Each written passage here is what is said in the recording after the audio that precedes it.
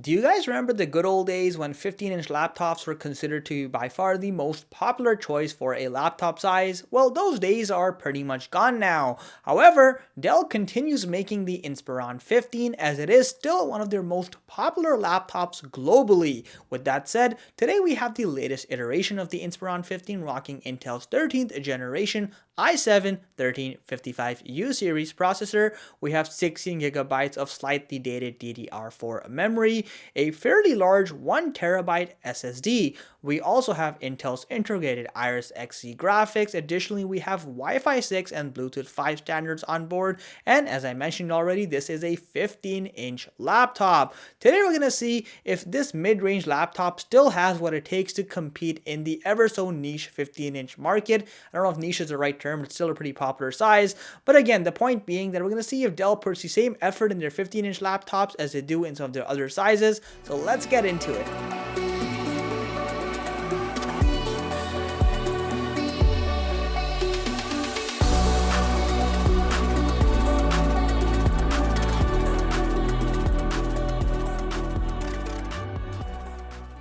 Given this is, after all, just a mid-range laptop, Dell could not be bothered to really make any sort of creative unboxing experience. As such, you get a plain old cardboard box, and this year they don't even have the Dell logo, which is interesting. Anyway, once you open up the box, you have a few things inside. Firstly, of course, remove all this protective packaging from here, and here you have it, the Inspiron 15 in the flesh, but let's visit that in just a minute. You also have a standard 65-watt charging adapter. Now, despite it being 2023, we still don't get USB-C as a standard, which is a little unfortunate. You also have a standard wall outlet cable piece, and then finally you have the quick start guide, warranty, and other regulation information. The Inspiron 15 isn't going to be the most exciting looking laptop on the market, but it does have a good degree of elegance in my opinion, so it's classy enough to be in a professional environment, but also does well in a casual environment. Also, just like previous generations, the top half of the laptop has a clean metallic exterior, while the rest of the body has a traditional plastic exterior. Now, the laptop does have an overall weight of about 3.65 pounds, which means it's not the lightest laptop on the market, but it's appropriate to carry around and for general commuting. Now, starting with the top side, so like I mentioned, you have a nice clean metallic exterior. There's no unnecessary textures. It actually feels really nice, and I overall like that silver color that Dell has going here. And of course, you have the shiny Dell logo at the center. All the ports are located on either side of the laptop. So on one side you have the DC charging port, then you have a severely outdated HDMI 1.4 port, which is a bit of a disappointment. You do have a USB-A super speed port, and then you have a USB-C port, no Thunderbolt, but you do get DisplayPort and power delivery.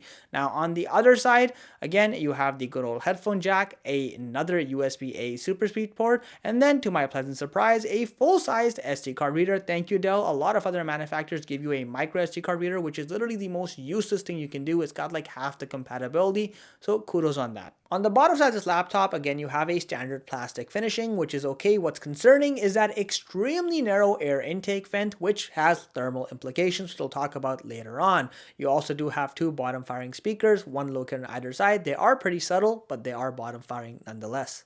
Unfolding the laptop provides you with a generous amount of palm rest space, which is more than enough for all types of hand sizes. Unfortunately, you do have a plastic inner chassis, but the real crime here is that they've definitely hollowed it out, so it's even thinner than previous generations, and it definitely feels cheap, and it does have a little bit of flex to it.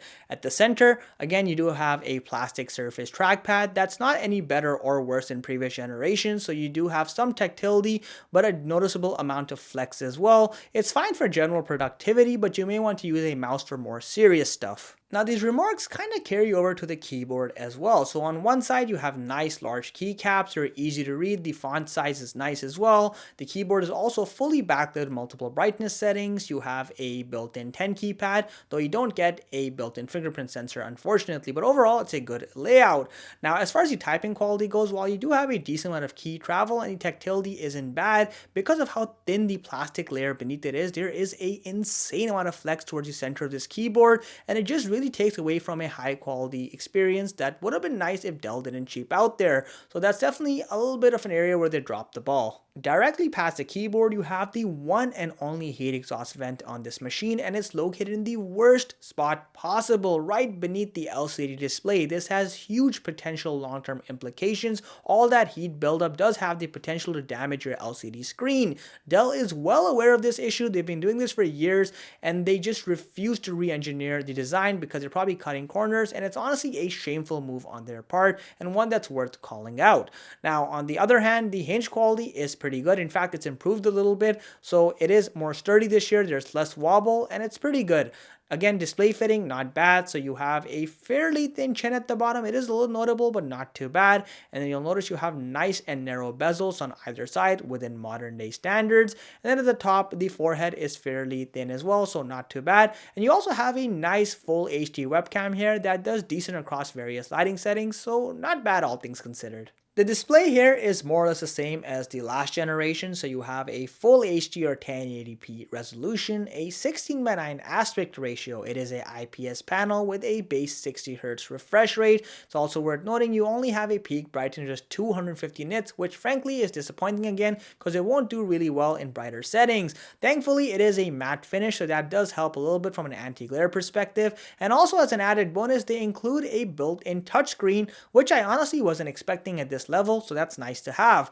Now, as far as color accuracy goes, you have a standard rating of about 56% sRGB, meaning colors look pretty bland. They're not great if you're doing a lot of creative work or you're doing color sensitive activities, but for general productivity, they'll do. From a performance perspective, keep in mind for this configuration, we have the i7-1355U series processor, 16GB of DDR4 memory, and Intel's integrated Iris Xe graphics. This basically means day-to-day activities like web surfing, Word document processing, or number crunching on Excel are all going to be a total breeze. Even more demanding activities like programming are totally possible on here thanks to the 16GB of memory. 3D rendering is also possible, but you do start pushing the system a fair bit in this case. Now, what really starts pushing this system is when you do video editing. Look, up to 1080p, you can definitely do some smooth video editing, but the minute you try anything higher than that, let's say 4K video editing, the laptop just struggles a lot. And that's not because necessarily it doesn't have enough power, but there is a thermal throttling issue going on, which I'll talk about a little bit later on. As far as gaming goes, I was pleasantly surprised. So games like Fortnite again are able to run on lower settings with a healthy 60 plus frames per second sustained. And yes, there is occasional drops when you have thermal throttling, but it's not a bad casual gaming experience. Thermal management is a problem with this laptop. Under unrealistic peak loads, I was able to hit a maximum temperature of 47 degrees Celsius. And under more sustained loads, we were still hovering around 43 degrees Celsius, which is well above the average. And the root cause here undoubtedly is that you have a single fan, an extremely narrow air intake vent, and then only one heat exhaust vent, which, to make matters worse, is pointing directly at the screen. Now, fan noise can hit around 54 decibels, which is gaming laptop level noise. And again, all of this just shows how poorly engineered the thermals are on this laptop. So that's definitely a big -1 from me. On a lighter note, you'll be happy to know both the RAM as well as the hard drive space are upgradable. So you do have 2 DDR4 slots, which you can upgrade, as well as 1 NVMe preoccupied slot, which can also be upgraded as well. You have a pretty small 41 watt-hour battery here, which basically means you can expect up to 7 hours on a single charge with low load activities. Obviously, if you're doing stuff that's more demanding, that number dramatically drops. Speaker quality is actually pretty good. So granted, it's not going to be as good as some of the higher end XPS laptops, but it's fairly audible. Distortion isn't too bad at higher volume levels. Here's a quick sound test for reference.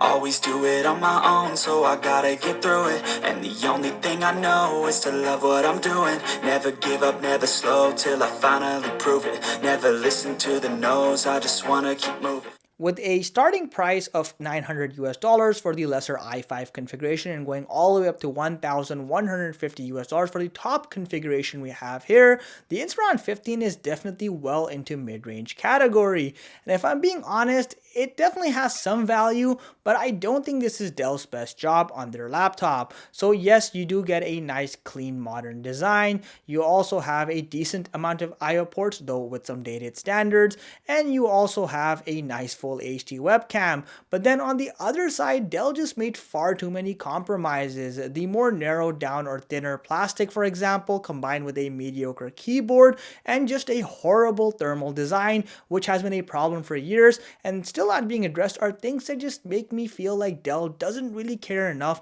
to reinvent the Inspiron 15 for a better product. Now with that said, of course, I still think this is a decent general productivity machine, but at full price, I think there are better options. Lenovo's IdeaPad 3 and HP's Pavilion have more to offer in a similar price range. Nonetheless, if you get a good discount on this laptop, is one that I can wholeheartedly recommend in that specific scenario. And keep in mind, guys, my job is not to give you a review that you want to hear. It's to give you a review that's honest based on objective facts that I collected through my time reviewing this laptop, and ultimately to help you make the right decision. So I hope I'm doing that, and just keep that in mind. I'm not trying to be harsh, I'm just trying to be honest with you.